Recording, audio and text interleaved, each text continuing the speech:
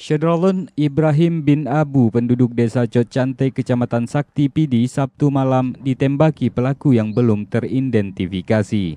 Pelaku melepaskan 3 kali tembakan namun tidak mengenai korban.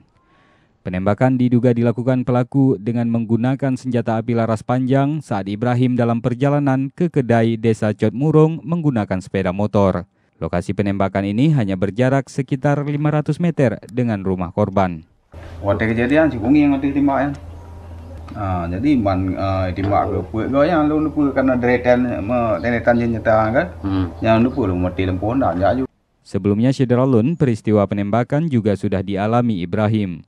Pelaku saat itu menyasar rumahnya yang kala itu hanya dihuni 1 anaknya.